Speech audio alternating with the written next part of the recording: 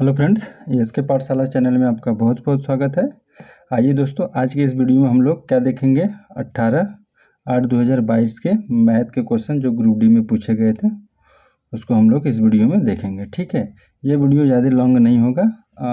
Video 1 2 3 कई पार्टों में मैं ऐसे ही 10 15 मिनट को बनाकर अपलोड कर देता हूँ। ठीक है, हालांकि क्वेश्चन पूरा रहेंगे, ठीक है, बस लेकिन कई पार्ट में रहते हैं क्योंकि हमको अपलोड करने में आसानी होती है। ठीक है, तो इसमें हम लोग क्या आज देखेंगे, मैथ के जितने भी 18/8/2022 के सेकेंड शिफ्ट में जितने भी क्वेश्चन आए थे मैथ के उसको हम लोग देखेंगे। ठीक है, तो चलिए हम लोग स्टार्ट करते हैं। देखते हैं पहला क्वेश्चन क्या है। देखिए पहला क्वेश्चन क्या बोल रहा है, पी और क्यू की आयु का योग जो है ना, क्यू और आर की आयु के योग से कितना अधिक है, 15 वर्ष अधिक है। तो आर की आयु पी से कितने वर्ष कम है। तो इसका मतलब ये क्या बोल रहा है, पी प्लस जो क्यू की आयु का योग है ना, वो क्यू प्लस आर की आयु से कितना अधिक है, 15 वर्ष। यानी इसका डिफरेंट कितना होना चाहिए, 15 वर्ष। यानी क्यू प्लस आर के योग से कितना अधिक होना चाहिए, 15 वर्ष। यानी इन दोनों का जो डिफरेंट है कितना होना चाहिए, 15। ठीक है, तो अब इसको हम लोग ओपन कर लेते हैं bracket, P plus Q minus क्या हो जाएगा, क्यू प्लस में आर। ठीक है, तो ये क्या हो जाएगा, कैंसिल हो जाएगा। यानी पी प्लस आर बराबर कितना हो जाएगा, अरे सॉरी यहाँ पर क्या होगा, माइनस, क्योंकि ब्रैकेट जब ओपन करेंगे तो ये क्या हो जाएगा, माइनस। तो फाइनली क्या मिल के आ जाएगा, P minus R equal to 15 वर्ष। ठीक है, तो यही होगा, आर की आयु जो है पी से कितने वर्ष कम होगा, तो 15 वर्ष। ठीक है, चलिए छोटा सा ये क्वेश्चन था, इजी था। आइए अगला क्वेश्चन हम लोग देखेंगे। देखिए नेक्स्ट क्वेश्चन क्या बोल रहा है, यदि x square plus 2x plus 9 बराबर का निशान है बीच में और एक ब्रैकेट में लिखा है x माइनस 2 और दूसरे ब्रैकेट में लिखा है x माइनस 3, तो परिणामी समीकरण क्या है। एक द्विघात समीकरण नहीं है, या एक घन समीकरण होगा, या एक घन बहुपद होगा, या एक द्विघात समीकरण होगा। तो यहाँ से देखेंगे द्विघात समीकरण क्या मतलब ये होता है कि जो चर की राशि होगी क्या मैक्सिमम पावर कितने हो जाएगी, 2 हो जाएगी। ठीक है, वैसी को हम लोग द्विघात समीकरण कहेंगे। बट इस क्वेश्चन में जब हम लोग यहाँ पर करेंगे तो यहाँ पर इसका जब इसमें मल्टीप्लाई करेंगे तो एक्स स्क्वायर हो जाएगा, और इसको जब हम इस साइड लेके आएंगे तो ये दोनों क्या हो जाएगा, कट जाएगा। यानी जो द्विघात समीकरण क्या होगा, ये एक्स स्क्वायर कट जाएगा, मतलब ये द्विघात समीकरण नहीं होगा। तो यही ऑप्शन पहला नंबर हो जाएगा। अगर सॉल्व करना हो तो इसका मल्टीप्लाई करके देख लीजिएगा। तो वही द्विघात समीकरण में क्या होगा, दोनों साइड एक्स स्क्वायर होगा तो क्या होगा, कट जाएगा, तो ये द्विघात समीकरण नहीं बनाएगा। ठीक है, चलिए अब अगला क्वेश्चन हम लोग देखेंगे। देखिए अगला क्वेश्चन ग्रुप डी में पूछ दिया क्या, ट्रिगोनोमेट्री से, त्रिकोणमिति से पूछा है ना। तो क्वेश्चन क्या है, यदि सेक 4a बराबर कोसेक 3a माइनस 50 डिग्री, जहाँ 4a और 3a क्या है, न्यून कोण है, तो a प्लस 75 का मान आपसे पूछा है। एकदम आराम से समझेंगे, कोई हड़बड़ी नहीं होगा। देखिए हम लोग जानते हैं कि cosec 90 minus theta equal to क्या होता है, सेक थीटा, यही होता है ना। सेक थीटा बराबर क्या होता है, कोसेक 90 माइनस थीटा। इसी का हम लोग यूज इस क्वेश्चन को सॉल्व करने में करेंगे। तो सेक ए को हम लोग क्या लिख सकेंगे, कोसेक 90 माइनस थीटा ना। तो अब हम लोग इसको क्या लिखेंगे, यहाँ पर देखिएगा ध्यान से, कोसेक ब्रैकेट में क्या होगा 90 और यहाँ थीटा का मान क्या है 4 है। ठीक है, ये ब्रैकेट बराबर क्या होगा, कोसेक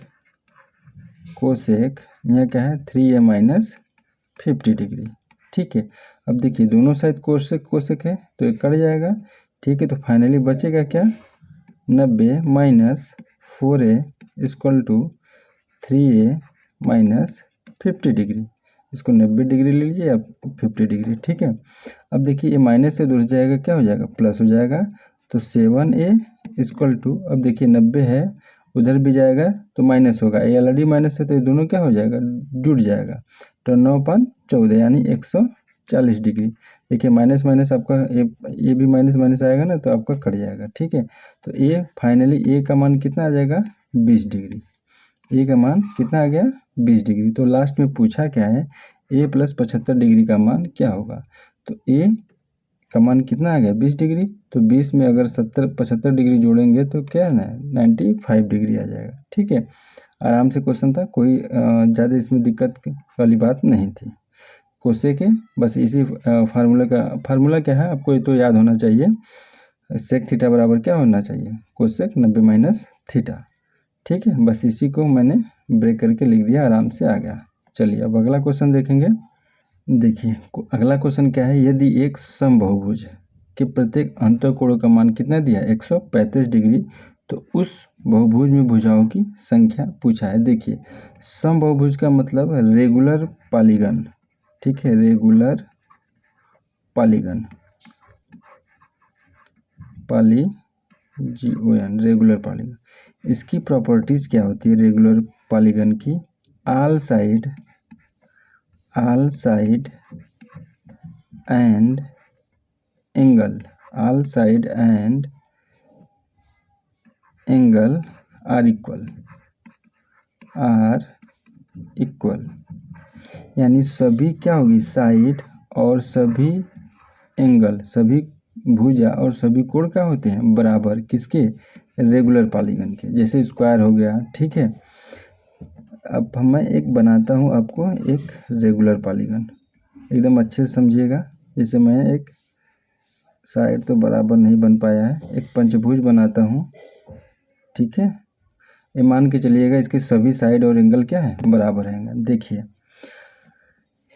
अब मैं इसको समझाता हूँ। ठीक है, देखिए अब अगर इस लाइन को हम लोग बढ़ा देंगे आगे तो ये पूरा कितने डिग्री का गोल बनेगा 180 डिग्री का। तो अंतःकोण का मान दिया 135 डिग्री, अंतःकोण का मान कितना दिया 135 डिग्री। तो इस एक्सटर्नल एंगल का मान कितना हो जाएगा 35, 45 और 40, 40, 80 हो जाएगा 45 डिग्री ना। ठीक है, तो 40, 70, 10 एक्सटर्नल एंगल, ये जो इतना एंगल है इस एंगल का मान कितना आ जाएगा 45 डिग्री। अब देखिए तो भुजाओं की संख्या निकालने के लिए नंबर n बराबर क्या होता है एक्सटर्नल 360, यानी सम ऑफ एक्सटर्नल एंगल अपान में क्या हो जाएगी 360 बटा में एक्सटर्नल एंगल। ठीक है, यानी एक्सटर्नल एंगल कितना निकल गया 45 डिग्री। तो 360 में अगर हम इसी 45 का भाग दे देंगे तो आपकी भुजाओं की संख्या निकल जाएगी, यानी 9 × 5 = 45, 9 × 4 = 36। ठीक है, 5 × 1 = 5, 5 × 8 = 40, यानी कितनी हो जाएगी इसमें भुजाएं तो 8 भुजाएं हो जाएंगी। ठीक है, ध्यान से दीजिए, फिर से एक बार समझिएगा।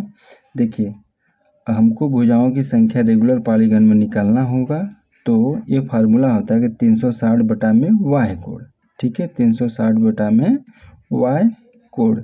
ठीक है, मैंने इसी फार्मूले का यूज किया। तो वाई कोण का मतलब ये वाला कोण ना। देखिए इसमें मैंने एक बार और समझाता हूँ, अगर आपका ये पूरा अंतःकोण का मान दिया है 135 डिग्री। ठीक है, 135 डिग्री, चूँकि ये पूरा कितना होगा 180 डिग्री, तो ये आपका कितना हो जाएगा 45 डिग्री। एक्सटर्नल हमको एंगल मिल गया, बस 360 बटा के 45 कर देंगे तो आपका साइड निकल के आ जाएगा। ठीक है, चलिए उम्मीद कर रहा हूँ आपको ये कंसेप्ट और ये वीडियो अच्छा लगा होगा। फिर मिलते हैं नेक्स्ट वीडियो में, तब तक आप लोग अपना ध्यान रखिएगा। Thank you, bye bye.